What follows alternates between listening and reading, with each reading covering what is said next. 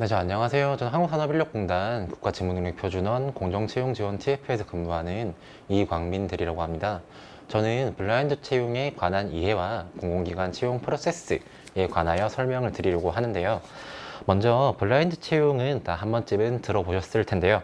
블라인드 채용이란 누구에게나 평등한 기회와 공정한 과정을 통해 오직 실력만으로 경쟁할 수 있게 하기 위해 만들어졌습니다. 그렇게 하기 위해 채용 과정 등에서 편견이 개입될 수 있는 항목을 요구하지 않고 오직 직무 능력만을 평가하여 인재를 채용하는데요. 앞에 PPT에 나와 있듯이 출신 지역이나 가족 관계, 신체적 조건, 연령, 성별 등 편견이 개입될 수 있는 항목은 삭제가 됩니다. 따라서 채용 공고 등재 시에도 직무 기술서를 선공개하여 실제 직무에서 필요한 지실, 기술, 태도 등을 지원자가 사전에 인지할 수 있게 합니다.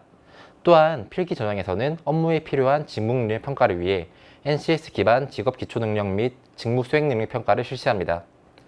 기관에서 평가하는 직업 기초 능력은 직무 기술서에 포함되어 있으니 이를 꼼꼼하게 확인하시는 것이 취업 준비에 큰 도움이 될 것이라 생각합니다. 면접 전형에서는 앞에 PPT에 나와 있듯이 체계화된 면접 진행을 위해서 경험, 상황, 발표, 토론 면접 등 구조화된 면접을 실시하는데요. 이에 따라 면접관은 응시자에 대한 심층적인 질의나 응시자의 발표 또는 토론 등을 통해 조직 및 직무 수행에 필요한 능력만을 평가합니다. 블라인드 채용이 보통 스펙을 보지 않고 평가한다고 많이 생각하는데 이는 조금 다릅니다. 블라인드 채용이란 스펙을 보지 않는 것이 아니라 쓸데없는, 불필요한 스펙을 보지 않는 것으로 직무와 연관된 스펙은 기관에서도 우대하며 평가 지표에도 반영이 됩니다. 예를 들어서 사무 업무를 주로 하는 행정직에서는 컴퓨터 활용 능력 등의 자격증을 우대할 수 있겠죠. 이러한 직무는 토익 등의 필요 없는 어학 성적이나 대외 활동 등의 경험 사항은 보지 않을 수도 있고요. 따라서 본인이 정말 하고 싶은 직무를 선택하고 이에 필요한 능력을 키워나가는 것이 중요하다고 볼 수 있습니다. 기존의 채용 방식은 업무 현장에서 어떤 스펙이 어떻게 활용될지 알 수 없는 채로 스펙이 좋으면 괜찮겠지 하고 채용을 진행하는 경우가 정말 많았습니다. 따라서 지원자들 사이에서는 일단 스펙을 쌓아두고 보자. 남들이 토익을 하니까 토익을 하자. 남들이 어학연수를 하니까 어학연수를 가자. 대외 활동을 하자. 라는 이러한 무분별한 스펙 경쟁이 유발되었는데요. 이에 따른 문제점으로 입사 이후에 추가적인 직무 교육으로 추가적인 비용이라든지 이런 시간이 많이 들었습니다. 일반적인 기업에서 신입사원의 평균 교육 훈련 기간은 1년 반, 교육 훈련 비용만 1인당 6천만 원 가량 투입되었는데요. 그렇게 입사를 하고 많은 비용을 들어 OJT 등의 많은 교육을 실시한 신입사원은 열심히 일을 하다가 퇴사를 합니다. 이에 주된 사유는 직무에 대한 부적합 때문인데요. 사전에 무슨 업무를 할지 모른 상태로 그냥 채용 공고만 보고 입사 지원서를 제출하고 채용이 완료되다 보니 자신이 하는 업무와 적성이 일치하지 못하여 퇴사를 하는 것입니다. 따라서 기존의 채용 관행은 기업과 취업준비생 모두에게 마이너스가 되는 취업 관행이라고 보시면 됩니다. 다음은 블라인드 채용의 주요 성과인데요. 블라인드 채용의 주요 효과성으로는 다음과 같이 나타납니다. 첫 번째로 다양성입니다. 블라인드 채용 실시한 후에 지역 인재의 비율이 늘어났고요. 여성의 비율이 늘어났고 비수도권 대학 출신이 늘어났으며 소위 최고 명문대라고 불리우는 서울대, 연세대, 고려대학교의 출신 비중이 낮아졌습니다. 두 번째로는 공정성인데요. 블라인드 채용상 면접의 중요성이 올라감에 따라서 면접관에 대한 교육 시간이 올라갔고 면접 전형의 시간 또한 올라갔으며 또 면접의 중요성 또한 올라가게 되었습니다. 마지막은 효율성인데요. 블라인드 채용 실시한 후에 신규 직원들의 조기 퇴사 비율이 낮아졌고요. 내부 평가에 대한 기준도 올라갔습니다. 다음은 공공기관의 일반적인 블라인드 채용 절차입니다. 일반적으로 공공기관은 채용 공고와 입사 지원서, 필기평가, 면접평가의 면접 전형의 과정을 걸치는데요. 일반적으로 채용 공고를 올린 다음에 입사 지원서를 통해 자기소개서, 교육사항 등의 사항을 접수받으며 필기 전형 면접평가를 실시한 후에 채용을 완료합니다. 채용 공고에는 직무기술서를 등재하는데요. 이 직무기술서에 채용하고자 하는 직무에서 어떤 업무를 수행하는지 확인할 수 있습니다.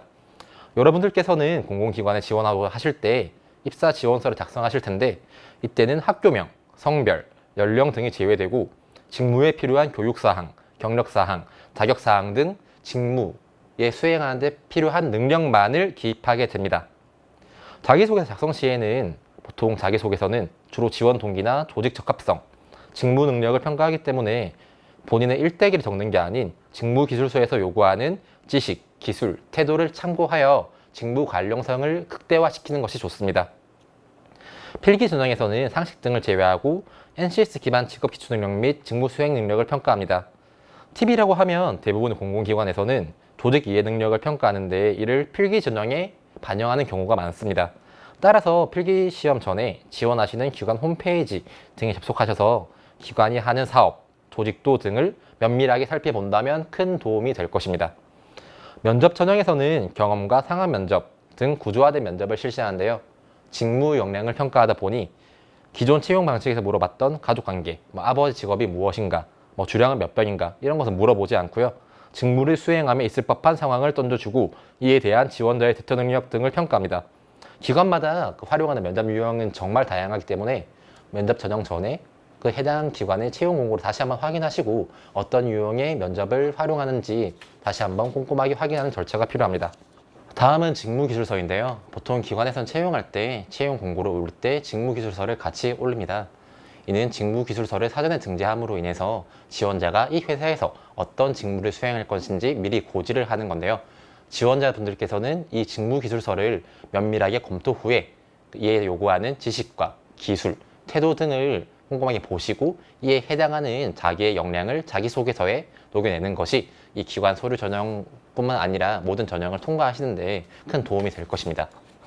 두 번째는 입사 지원서인데요. 블라인드 채용에서는 아까 말씀드렸다시피 입사 지원서나 자기소개서, 모든 전형에 관해서 출신 지역이나 가족관계 등의 불필요한 편견 요소를 기입하는 것이 원칙적으로 금지되어 있습니다. 저희 팀에서는 매일매일 모든 공공기관의 그 채용 공고와 입사 지원서를 모니터링 하는데요. 대부분의 공공기관에서는 모든 블라인드 채용을 잘 지키고 있고요. 다만 유의하셔야 할 게 지원자분들께서도 이 블라인드 채용을 통해 공공기관에 입사를 하실 때 혹시나 자기가 자기소개서 등에 학교명이라든지 성별, 나이 등을 직접적, 간접적으로 유추할 수 있는 항목을 넣었는지 안 넣었는지 이를 확인하시는 작업이 필요합니다. 왜냐하면 모든 기관에서는 만약에 블라인드 채용 위배되는 사항을 넣었을 경우에 이에 탈락시킨다든지 아니 감점 요소를 준다든지 이러한 불이익을 주는 기관들이 많기 때문에 지원자분들께서도 이를 유념하시고 진행하시는 게 좋을 것 같습니다. 다음은 입사지원서의 교육사항과 자격사항, 경험, 경력사항인데요. 교육사항은 직무기술서에 포함되어 있는 지식, 기술, 태도, 본인이 하게 될 직무 수행 능력 이런 걸 확인하신 다음에 자기가 학교나 아니면 학교 외의 직업교육 이렇게 들으셨던 점을 본인이 자유롭게 기술하시면 되는데요. 이에 유의하실 점은 일반 자기가 직무를 수행하는 데 필요하다 이러한 교육사항만을 기입하시는 것이 중요합니다. 두 번째는 자격사항인데요. 자격사항의 경우 일반적인 채용 공고에 부침 자료 또는 타 홈페이지에 기관에서 제시를 해준 자격증이 있습니다. 이 자격증과 본인이 보유한 자격증을 비교 분석하신 다음에 이에 해당하는 자격증을 넣으시면 됩니다. 마지막으로는 경험 혹은 경력사항인데요.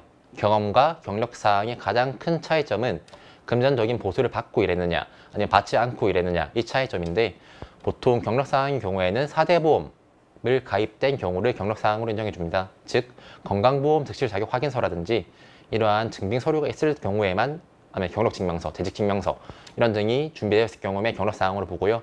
일반적인 경험사항은 증빙이 필요하지 않기 때문에 보통 기관에서 평가 항목으로 들어가지는 않습니다. 다음은 필기 전형인데요. 공공기관에서는 시사나 아니면 상식 등의 단순함기가 아닌 직무에 관련된 능력을 평가를 합니다. 따라서 실제로 활용되는 저희의 공문서라든지 보고서 등의 상황을 제시해주고 이에 담당하는 당시 실무자였을 때 어떻게 행동을 할 것인가 이러한 평가 항목을 많이 보는데요. 예를 들어 제가 강의를 찍고 있는데 제 강의를 찍기 위해서 필요한 일련의 수행 과정들을 물어보기도 합니다. 이렇게 저를 촬영해 주고 계시는 선생님을 섭외하고 이런 강의실을 빌리고 제가 이런 PPT를 준비하고 이렇게 스크립트를 짜고 이러한 일련의 과정들을 어떻게 진행할 것이냐 이러한 문항이 많이 나온다고 생각하시면 됩니다.